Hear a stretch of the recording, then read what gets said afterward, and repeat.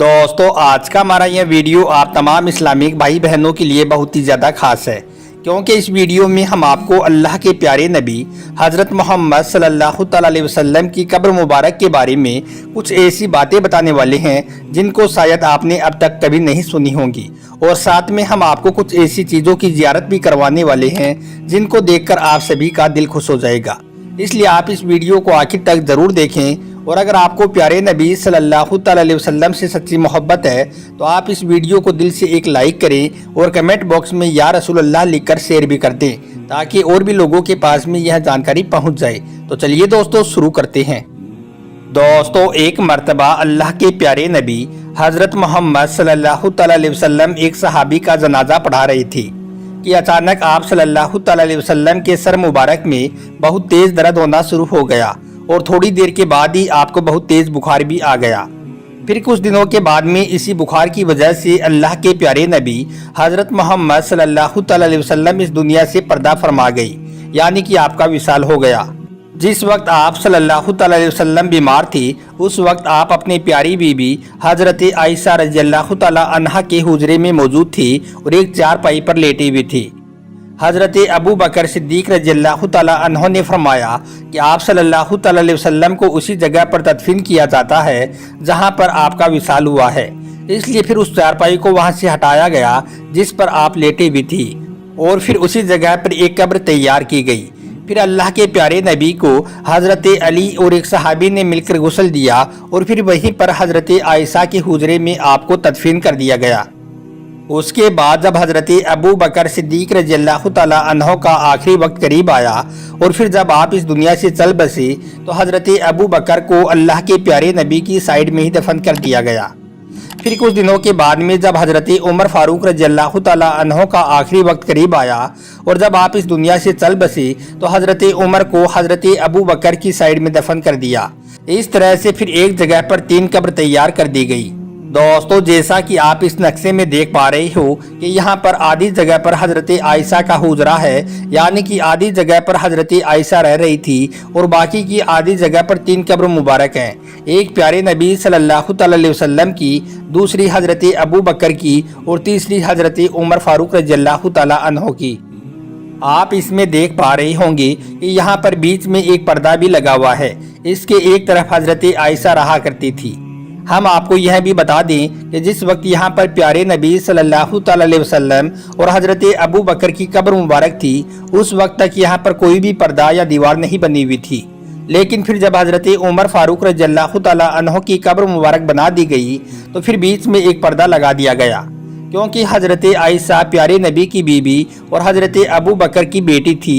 इस तरह से ये दोनों महरम थे और इनसे हज़रत आयशा का पर्दा नहीं था। लेकिन जैसे ही हज़रत उमर की कब्र बना दी गई जो कि हज़रत आयशा के गैर महरम थी, इसलिए फिर बीच में एक दीवार बना दी गई जो कि एक तरह से पर्दे की तरह थी। हम आपको यह भी बता दें कि हज़रत आयशा रज़ियल्लाहु तआला अन्हा की ये ख्वाहिश थी कि ये जो तीसरी जगह थी यहाँ पर उनकी कब्र मुबारक बनाई जाए, लेकिन फिर हज़रत उमर फारूक ने हज़रत आयशा से दरख्वास्त की, इसलिए फिर हज़रत आयशा ने यह जगह हज़रत उमर को दे दी। फिर बाद में हज़रत आयशा को जन्नतुल बकी में दफन किया गया। उसके बाद हज़रत आयशा के घर पर जो छत पड़ी हुई थी वो छत भी कमज़ोर होने लगी।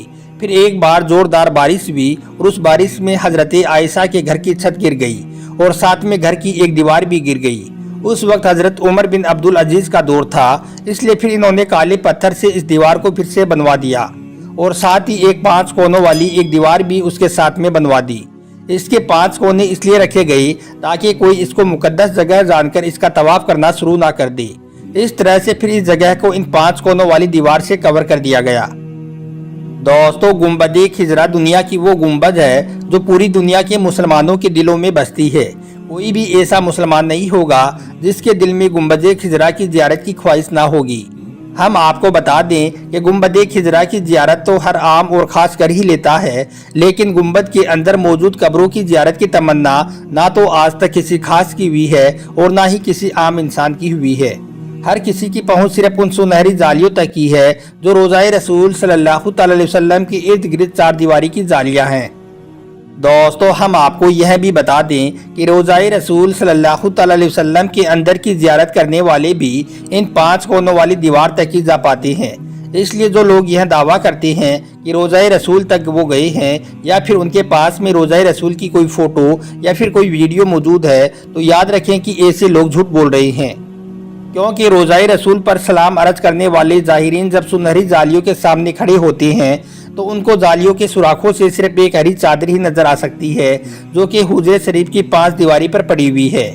इस तरह से सलाम पेश करने वाले ज़ाहिरीन और हुजूर सल्लल्लाहु अलैहि वसल्लम के बीच में 4 दीवारें बनी हुई हैं। पहली सुनहरी जालियों वाली दीवार, दूसरी 5 कोनों वाली दीवार, तीसरी 1 और 5 दीवारी और चौथी वो 4 दीवारी जो असल हुजरे की दीवार है। इस तरह से रोज़ाए रसूल सल्लल्लाहु अलैहि वसल्लम तक आज तक कोई भी नहीं जा पाया है। आज तक सिर्फ एक मौका ऐसा आया है जब कोई रोज़ाए रसूल सल्लल्लाहु अलैहि वसल्लम के करीब में पहुंचा है।